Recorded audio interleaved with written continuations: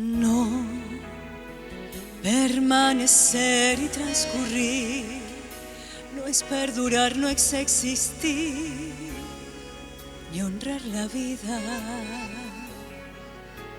Hay tantas maneras de no ser, tanta conciencia sin saber, adormecida. Merecer la vida no es callar ni consentir tantas injusticias repetidas. Es una virtud, es dignidad y es la actitud de identidad más definida. Eso de durar y transcurrir no nos da derecho a presumir, porque no es lo mismo que vivir, honrar la vida.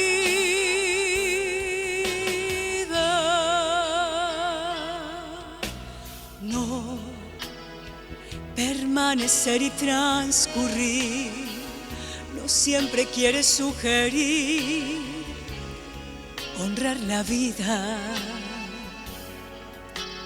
Hay tanta pequeña vanidad en nuestra tonta humanidad enceguecida.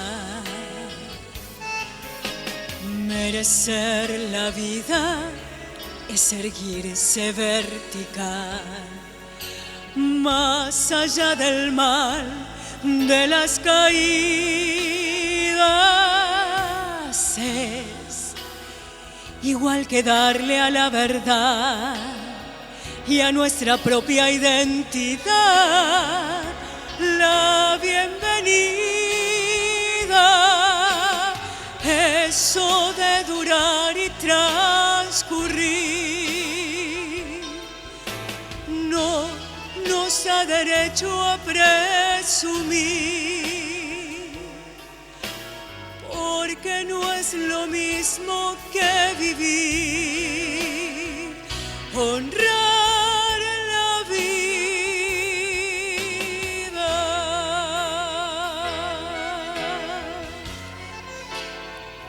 Honrar la vida. Honrar la vida.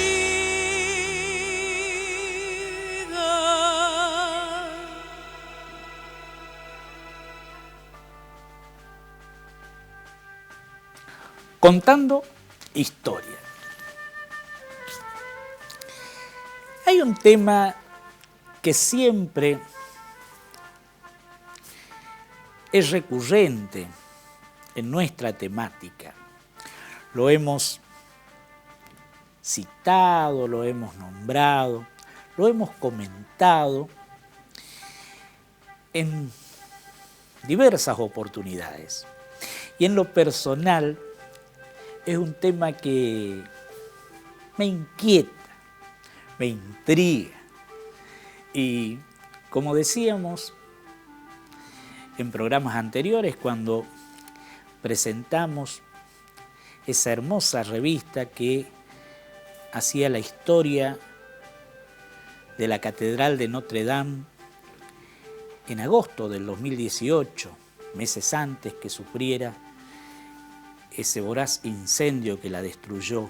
Una vez más, ya antes, como comentábamos, durante la Revolución Francesa, sufrió el deterioro, después el olvido y después la literatura de la pluma del insigne Víctor Hugo, aquel de Los Miserables, del hombre que ríe, la rescató del olvido y se levantó y volvió a ser la Notre Dame, que seguramente con el tiempo volverá a ser. Y ese tema fue bienvenido porque muchos de los espectadores, de los televidentes, mejor dicho, que nos acompañan o que ven al azar estos programas, nos han comentado por las veredas, por las calles, que han visto, oído el programa y nos contaron sus experiencias, sus gratas visitas a la Catedral de Notre Dame. Y hablábamos de ese tema que nos intriga, que nos inquieta. Quizás sea compartido por muchos de ustedes ese interés, esa inquietud. Y el tema parece tan vago y tan etéreo. Es el tiempo. El tiempo. Es famosa el concepto de tiempo que en sus confesiones dio el filósofo patriarca de la cristiandad, de la literatura cristiana, San Agustín, obispo de Hipona. Él en sus confesiones, lo cita Borges en su conferencia sobre el tiempo, escribió que el tiempo es aquello que, si no me preguntan qué es, sé. Ahora sí, no me preguntan, sé. Pero si me preguntan qué es el tiempo, no sé. ¿Qué es el tiempo? Es un fluir, es un devenir, es progresivo, dicen algunos, porque lo cierto es que se percibe en vida, se percibe.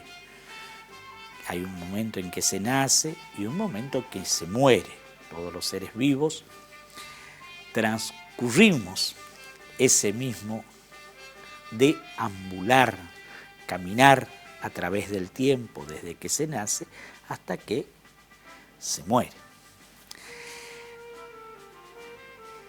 Y a propósito de el tiempo, hayamos citado en una revista literaria un pequeño libro traducido al español, escrito por un físico, cineasta, director de cine francés, joven, nacido en 1975, que escribe sobre el tiempo.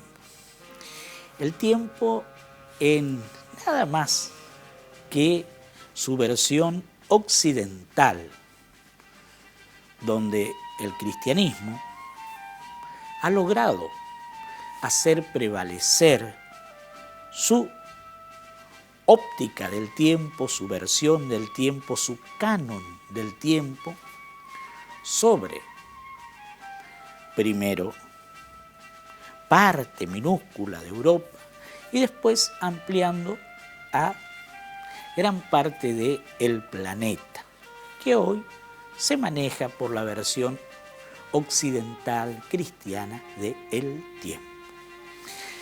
Este librito, en forma muy clara en su exposición, cuenta en pocos capítulos las diversas fases por las que ha pasado el tiempo. Y realmente nos dejó absolutamente perplejos.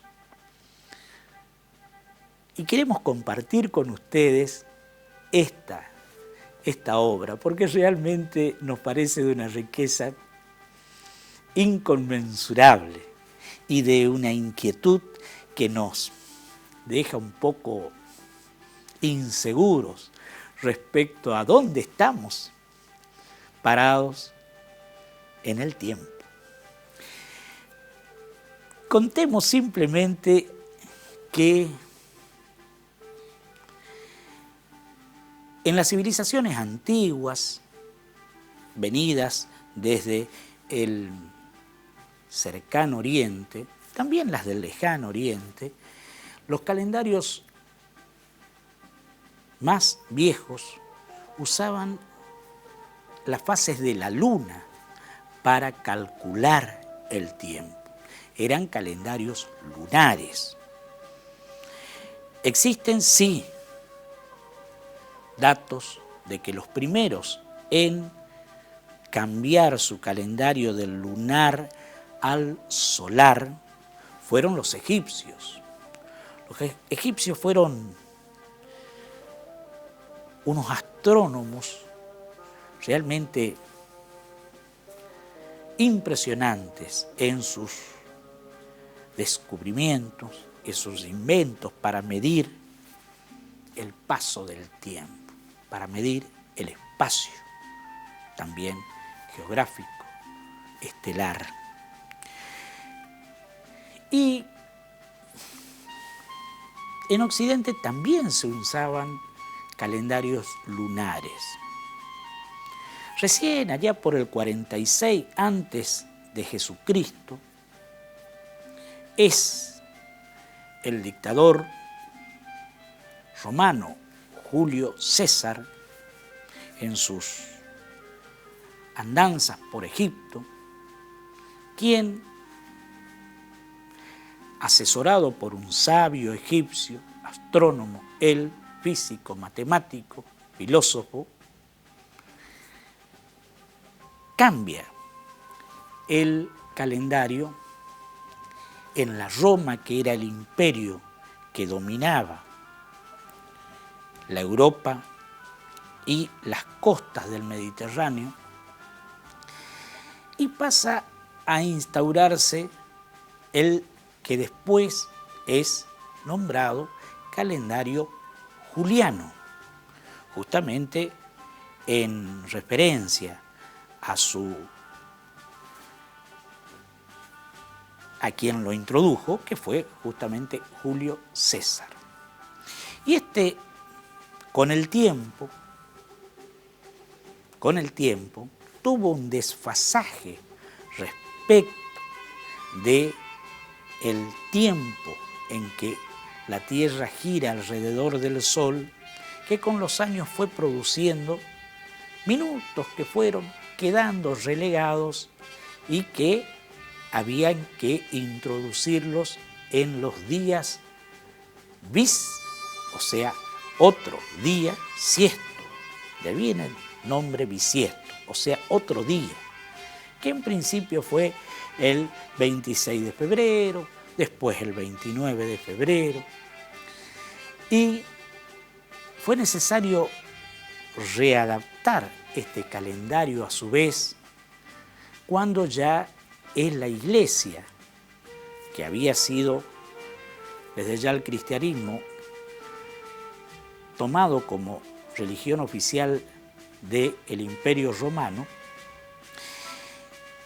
El gran cambio se introduce allá por 1582 con el denominado calendario gregoriano por el Papa Gregorio XII, que introduce este calendario que gradualmente se va aprobando por los diversos reinos, luego por los estados, hasta que es actualmente el calendario difundido, el más difundido en el planeta, el calendario gregoriano, en reconocimiento a Gregorio XIII, reitero, que adaptó ese calendario juliano que tuvo respecto del gregoriano un desfasaje de 10, 11 o 13 días hasta su adopción. Lo cierto es que, obviamente, en la fecha en que se cambió del juliano al gregoriano, se pasó de un 4 a un 11 o de un 4 a un 13 del mismo mes. Por ende, ya vamos a contar ciertas anécdotas que hacen pícaro este tema cuanto menos. Pero Eso en cuanto al calendario oficial. Tenemos un tema que nos deja con temor. Ustedes, los señores que están allí en las consolas, y todos los que hoy se manejan por el mundo de las computadoras, sabrán del temor que significa la llegada del 2038. El 19 de enero del 2038, no estoy haciendo futurología, en una hora, en un minuto y en un segundo determinado, puede colapsar todo el sistema informático mundial y hacer, por ejemplo, que se disparen los misiles, que los aviones choquen entre sí, que despeguen, que no despeguen, que vuelvan a sus pistas, que los barcos vuelvan, que los submarinos se atasquen, que los trenes, los colectivos, los micros, los autobuses, todo lo que significa sistema horario medido por las computadoras, colapse el 19 de enero del 2038. Ya vamos a ver por qué. Lo mismo ocurrió cuando vino el año 2000. ¿Qué pasó con el año 2000? No se llegó a colapsar el sistema porque se previó, se precavió y se hicieron toda una serie de modificaciones en todos los sistemas que hacen a la informática para que esos 3 ceros que acompañaban al 2 no hicieran, reitero, colapsar el sistema informático mundial. Pero bueno, volvamos un poco a la historia del tiempo. El tiempo contamos en eras y la era en la que estamos es la era cristiana, que en un principio aparentemente no estaría bien determinado el día, la hora, o el día al menos, y el año en que nació Jesús el Cristo, que es la fecha de partida de la era cristiana. Bueno, en Etiopía, por ejemplo, Etiopía fue el único país africano que no fue colonizado. El 2000 se festejó en el año 2007, con lo cual ellos manifiestan, porque pertenecen a la Iglesia Ortodoxa de los primeros cristianos, no fueron afectados por los calendarios ni juliano ni gregoriano, que Cristo desde ya nació 7 años más tarde de lo que la religión cristiana tiene establecido como el año del nacimiento de Cristo. Bueno, los rusos, por ejemplo, en un calendario viejo, el año 2000 lo establecieron muchos años después en el calendario ortodoxo que viene de Constantinopla. Pero tanto en el modo de contar el tiempo ustedes saben que se divide en días. El día sumado en 365 da el año completo. El año completo y los días se dividen en horas. Hubo relojes, y hasta ahora existen en Florencia, relojes que marcaban con la hora italiana 24 horas en su cuadrante, no como actualmente que se divide en 12 horas. A su vez hay un exquisito reloj en Ginebra que marca 3 horas distintas, una hora mirando hacia Berna, otra hacia un tren de París y la otra a la hora francesa. Ya vamos a ver también que los franceses establecían la hora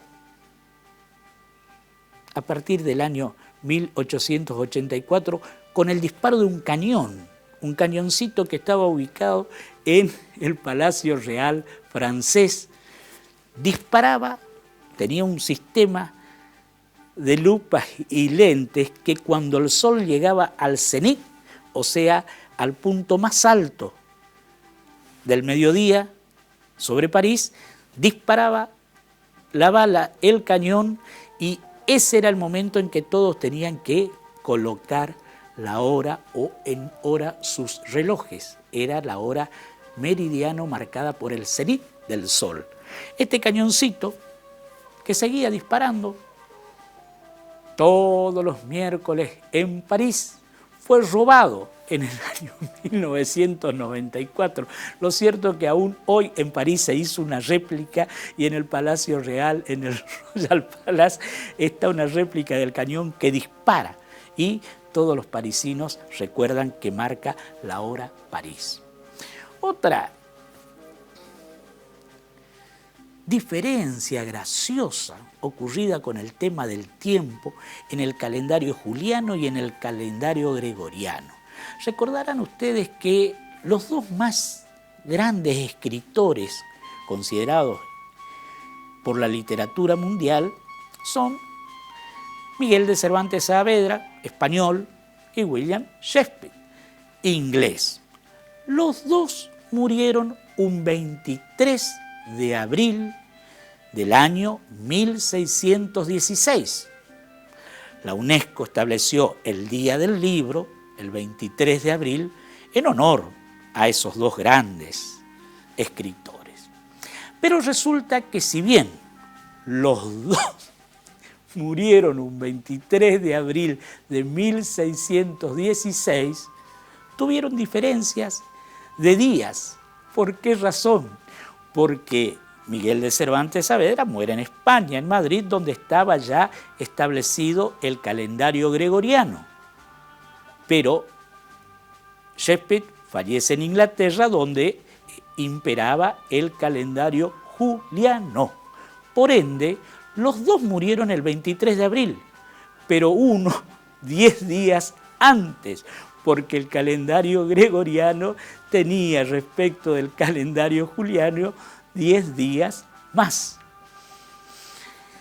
Y ustedes pueden llegar a creer, está la lápida en Inglaterra, de un niño que nace y muere antes de nacer. Y todos podemos pensar que es una borrachera de quien esculpiera la lápida. No, hubieron años con 581 días que hacían que el año comenzado el 25 de marzo terminara después del 25 de marzo subsiguiente. Por ende, ya vamos a contar de este chico que fallece antes de nacer. Intrigas, inquietudes e intereses de este tema apasionante que es el tiempo. En el próximo programa presentamos el libro y vamos a abusar de vuestra paciencia con la lectura para desasnarnos sobre el tiempo en Contando Historias.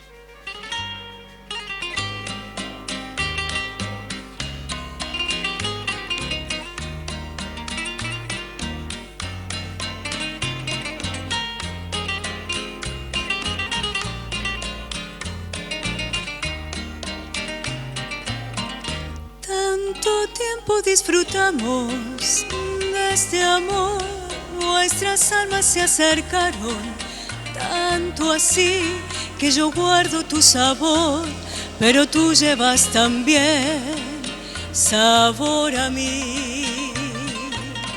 Si negaras mi presencia en tu vivir, bastaría con abrazarme y conversar.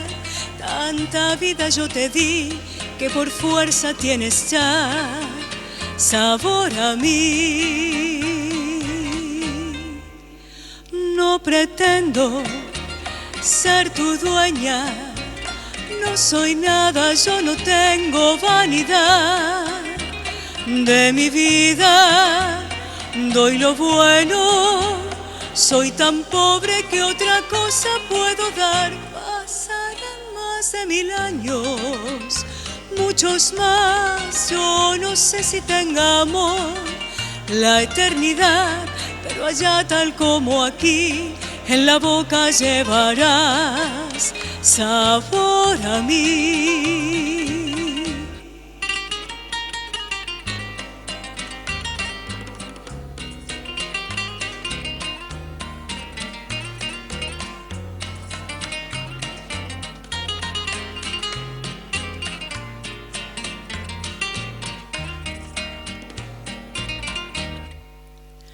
No pretendo ser tu dueña, no soy nada, yo no tengo vanidad.